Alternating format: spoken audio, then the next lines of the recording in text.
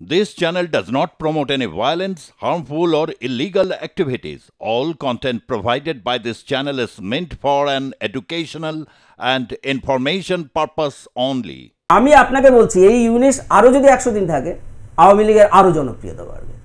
ইউনিস যদি আরো 100 দিন থাকে আরো জনপ্রিয়তা বাড়বে। এবং সাম্প্রতিক ওখানে তো সংবাদপত্রে যে খবরগুলো আমরা পাচ্ছি, বারবার বলছি সেন্সর, আপনি সত্যিকারের খবর আমাদের সামনে আসছে না। কিন্তু যারা ইউটিউবার, যারা আলোচনা করছেন, ইউটিউবে দিচ্ছেন, আপনি সেগুলো যদি খুব সারাদিন ধরে স্টাডি করেন, সেখানে দেখা যাচ্ছে যে জরিপ করে দেখা গেছে আওয়ামী লীগ এই মুহূর্তে ভোট করুক, আওয়ামী লীগ তত্ত্বরিয়ে জিতবে। মানে গাছপাতাকে দাঁড় করালেও জিতবে, হাসিনাকেও যেতে হবে না বাংলাদেশ, শুধু আওয়ামী লীগের প্রার্থী এইটুকু প্রচারও করতে হবে না। আওয়ামী লীগের নৌকা প্রার্থী, আরে নৌকাকে উঠে আপনি বেশি দোলালে আপনি ডুববেন, নৌকাকে বেশি দোলাতে নেই, আপনি নৌকায় শান্ত হয়ে বসে থাকুন, যাকে দাঁড় করাবে তাকে, সমন্বয়করা আওয়ামী লীগের ক্যান্ডিডেট হলে জিতে যাবে। এত জনপ্রিয়তার দিকে আওয়ামী লীগ এই মুহূর্তে বাংলাদেশে আছে। মানে আপনি বলছেন যে আওয়ামী লীগ আসবে। আমি আপনার কথা, গ্রামাঞ্চলের দিকে আওয়ামী লীগের জনপ্রিয়তা আছে, আমি এটাও জানি প্রায় 20টার মতো জেলা আছে, যে জেলাগুলোতে আওয়ামী লীগ অত্যন্ত শক্তিশালী, কোনো কথাই হবে না। মানে খুব খারাপ অবস্থা, দুর্দিনে আওয়ামী লীগের পাশে, সুদিনে আওয়ামী লীগের পাশে, এরকম 20খানার মতো জেলা আছে। কিন্তু বিএনপি, যার একটা রাজনৈতিক ভিত্তি বা তার একটা ওই মুক্তিযুদ্ধের, সে সোচ্চারভাবে মুক্তিযুদ্ধের পক্ষের শক্তি,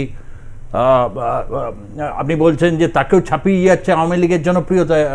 এর কারণ আছে, এর কারণটা হচ্ছে ওই যে বললাম, এই যে মানে এই জুলাই মাস, 5ই জুলাই থেকে শুরু করে 14ই জুলাই, তারপরে 5ই আগস্ট, এই যে সময়কাল, 5ই আগস্ট ঘটে গেল, তারপরে আপনি কার বিরুদ্ধে আন্দোলনটা করছিলেন? মানে ছাত্রদের ভুল বুঝিয়ে হোক, মানুষকে ভুল বুঝিয়ে হোক, আপনি আন্দোলনটা কার বিরুদ্ধে করছিলেন? হাসিনা সরকারের বিরুদ্ধে। আন্দোলনের মূল ইস্যু কি ছিল? কোটা সংস্কার। কোটা সংস্কার, কিন্তু কোটার অপসারণ নয়, পুরো কোটা সংস্কার। তাহলে সেই পার্টটা কিন্তু হাসিনা থাকাকালীনই সুপ্রিম কোর্টের রায়ের ভিত্তিতে কিছু না কিছু এটা হয়েছে, এবং সেই রায়টা কিন্তু সেই দেশের যারা মানুষ তারা মেনে নিয়েছে। তারপরে আপনি কি করলেন? কেন জনপ্রিয়তা বাড়ছে? তারপরে আপনি কি করলেন? 71-এর স্বাধীনতা যুদ্ধকে মুছতে গেলেন। তারপরে আপনি কি করলেন? বঙ্গবন্ধুকে মুছতে গেলেন। তারপরে আপনি কি করলেন? 7ই মার্চের ভাষণকে মুছতে গেলেন। তারপরে আপনি কি করলেন? 71-এর সমস্ত স্মৃতি বিজড়িত বঙ্গবন্ধুর বাড়ি, তাকে আপনি ধ্বংস করে দিলেন। 71-এর চেতনা এত দুর্বল হলে 47-এর পরে পাকিস্তানের মতন একটা শক্তির কাছ থেকে আলাদা রাষ্ট্র ছিনিয়ে নিতে পারতো না। চেতনাটা এতটাই শক্তিশালী, এবং ওই চেতনাতে বিশ্বাস করে এই মানুষের সংখ্যা বাংলাদেশে এখনো বেশি। সমন্বয়করা কারা? সমন্বয়করা তো সংসারও চালাতে পারতো না, বাবা মার ওপরে নির্ভর, ছাত্র ছিল তো, সেই অর্থে পরিবার চালানোর ক্ষমতা যাদের নেই, তারা এসছে রাষ্ট্র চালাতে। এই জায়গা দিয়ে রাষ্ট্র চলে না। রাষ্ট্র চালানোর প্রশ্নটা যখন হলো মিস্টার শ্রীবাস্তব, একটা কথা হচ্ছে, এই যে বললো না যে সমন্বয়করা মানে তারা পড়াশোনা করে, মানে বাবা মায়ের উপর নির্ভরশীল, সব দেশেই যেটা হয় আর কি। কিন্তু শোনা যাচ্ছে তাদের জীবনযাপন নিয়ে প্রচুর দেখি মিমস, মানে ফেসবুক নানা কিছু খুললেই এখন দেখি মিমস, কে না বেস্ট আইটেম কে, যেমন হচ্ছে সিনেমাতে, বলিউডের সিনেমা যেমনি আইটেম সং দেখে এখন ছবির অনেকটা হিট কতটা আইটেম ইয়ে হচ্ছে, মানে এদের মানে রিলসগুলো এখন ভেরি পপুলার, প্রচুর টাকা। তারপর হচ্ছে এই এত অস্ত্রশস্ত্র নিয়ে অগ্নিসংযোগ এসব করতে গেলে রিসোর্সেসটা কারা যোগাচ্ছে, আর ঠিক কী রুটে আসছে, যদি একটু এই ব্যাপারটা একটু আপনি বলেন। খুব ভালো। আপনি দেখুন, আমি একটা মিলিটারি মাইন্ড দিয়ে এটা অ্যানালিসিস করে আপনাকে বলছি। আমাদের একটা ইলেকট্রনিক ওয়ারফেয়ার আছে, রাইট? এটা আমাদের যেটা মোবাইল টোবাইল আপনি দেখছেন, আপনাদের থেকে আমরা যে বাংলাদেশে পৌঁছতে পেরেছি, আমাদের ভাই বোন যারা বাংলাদেশে আছে আপনাকে দেখছেন, তো এটা তো ইলেকট্রনিক ওয়ারফেয়ার। ওর একটা কাউন্টার ইলেকট্রনিক ওয়ারফেয়ার, মানে আপনাকে ব্লক করা, ওরা একটা কাউন্টার ইলেকট্রনিক ওয়ারফেয়ার। তো এটা অনেকগুলো কাউন্টার লেভেলটা চলে যায়, যেটা আমরা রাশিয়া ইউক্রেনতে দেখছি, যারা আমরা ইসরায়েলে দেখলাম, ওটা আপনার পেজার যা ব্লাস্ট হলো, রাইট? প্রত্যেক দিন ওরা এত সুন্দরভাবে ইলেকট্রনিক ওয়ারফেয়ার করেছে যে আমরা বুঝতে পেরেছি কি আছে। আজকের এইটা যুগে আমরা 5th জেনারেশন ওয়ারফেয়ার যেটা বলছি, হাইব্রিড ওয়ারফেয়ার বলছি, যেখানে mind is the weapon, mind is the target. ওখানে আপনাকে কোনো গুলি চালাতে হচ্ছে না, কোনো কামান লাগাতে হচ্ছে না, কোনো ট্যাঙ্ক দিতে হচ্ছে না। এরা এরা যে বসে যে এরা ঢাকা ইউনিভার্সিটিতে বসে, নাহিদ ইসলাম তো কোনো ইলেকশনও জেতেনি, ও তো হেরে গেছিলেন। নাহিদ ইসলামে আপনি যদি হিস্ট্রি চেক করুন, উনি কোনো ইলেকশন জিতে পারেননি, উনি ইলেকশন যেতে পারবেনই না, রাইট। উনি একটা মিউনিসিপ্যাল কর্পোরেশন বা গ্রাম পঞ্চায়েত ইলেকশন জিততে পারবেন না, উনি হেরে গেছিলেন, রাইট। তো এরা কারা ছিল, এরা ফান্ড কোথায় থেকে? এটাই বলি আমরা লেয়ার্ড পলিটিক্স, এটাই আমরা বলি ডিসেপশন। মনে রাখবেন এই যে জানুয়ারি মাস থেকে এটা স্টার্ট হয়েছিল, এই বছরের জানুয়ারি মাস থেকে যখন ইলেকশনের স্টার্ট হয়েছিল, স্টেক হোল্ডার যারা ছিল বাংলাদেশের উপর যাদের নজর ছিল, এর মধ্যে ইউএস, ওর মধ্যে চায়না আছে, ওর মধ্যে আমরা ছিলাম না, ইন্ডিয়ার কোনো রোল ছিল না, না আছে না থাকবে। এটা আপনাকে আমি গ্যারান্টি দিয়ে বলছি, কেন যে we don't want interference in the, আমাদের বাংলাদেশের ইন্টারনাল পলিটিক্সটা আমরা ইন্টারফেয়ার করি না, রাইট।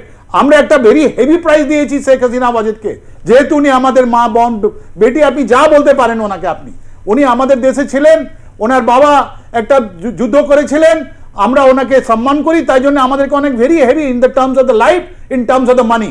আর ওর জানেন ওর রেজাল্ট কি দিয়েছিলেন? উনি গিয়ে চায়নার সঙ্গে উনি তো সব জিনিস উনি করতেন, তাহলে কার ইন্টারেস্ট, এর মধ্যে কার লস? আপনি যদি সালাক জোন পড়েন, সালাক জোন আমাদেরকে বলছে যে তুমি ইমপ্রবাবিলিটিটা সরিয়ে দাও, তুমি নিজের রেজাল্ট পেয়ে যাবে। সব থেকে বড় এর মধ্যে লস আছে চায়না।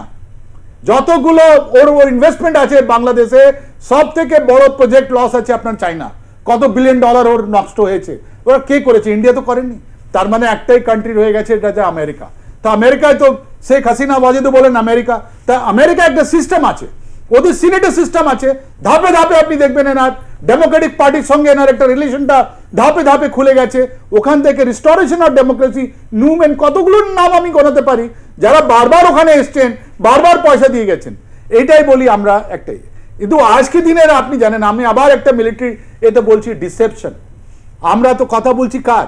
আমরা কথা বলছি doctor Yunus and his team of people, আমরা কথা বলছি আওয়ামী লীগ, আমরা কথা বলছি বিএনপি, জাতীয় পার্টি, আমরা কথা বলছি অনেক লোকের কথা বলছি আমরা, কিন্তু আর দে রিয়েল প্লেয়ার্স? নো। একটা আমরা ভুলে যাচ্ছি, ওখানে যে আমাদের বাংলাদেশ আর্মি আছে, আপনি দেখুন 2,15,000 ওরাদের পুলিশ লোক ছিল বাংলাদেশে, 2 লক্ষ থেকে বেশি আমি বলছি। আজকে কত লোক ডিউটিতে ফিরে এসছেন?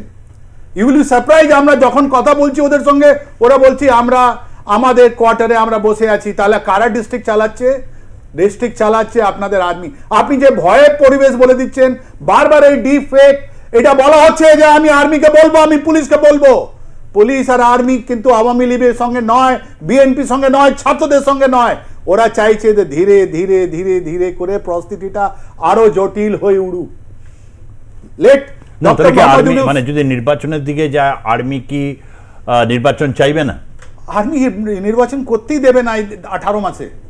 18 মাসের পর ওয়াকুর জামানের যখন টেনিওরটা শেষ হবে, তখন উনি বলবেন আমি ইউনিফর্ম ছেড়ে দিচ্ছি, ওনার লোকগুলো বাংলাদেশ ডিফেন্স ফোর্সের থাকবে, উনি যাবেন প্রেসিডেন্ট হাউসে আর উনি বলবেন আমি ইলেকশন। আমি আবারও আপনার কাছে কোয়েশ্চেনটা রিপিট করছি, তার মানে 18 মাসের আগে ডক্টর ইউনূস চাইলে, কমনওয়েলথ সাহায্য করতে চাইলেও বাংলাদেশ আর্মি 18 মাস আগে, আপনি ঠিকই বলছেন, কারণ 1.5 বছর সময় নিয়েছিল, 18 বছর পর উনিও তার ভাষণে ওয়াকারুজ্জামান তাই কিন্তু বলেছিলেন।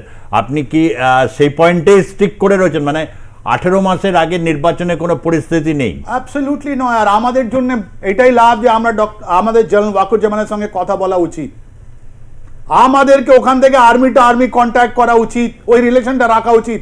আমরা কোনোদিন আমরা যে 75-এ ভুল করলাম, এবার ভুল করবেন না, এইটাই মেসেজ আমরা দিতে চাইছি। বাংলাদেশ আর্মি একটা প্রফেশনাল আর্মি, ওদের সঙ্গে আমাদের রিলেশন থাকলে এটাই হবে। আর 18 মাস আগে কোনো ইলেকশন হবে না ওখানে। আর এরকম পরিস্থিতি হবে যখন ডক্টর মোহাম্মদ ইউনূস বলবেন আমি যাচ্ছি, ওনার কিন্তু হাওয়াই জাহাজ বেশি চলতে পারবেন না, উনি মালদ্বীপেও হয়তো বসতে পারবেন, ওর থেকে বেশি যেতে পারবেন না।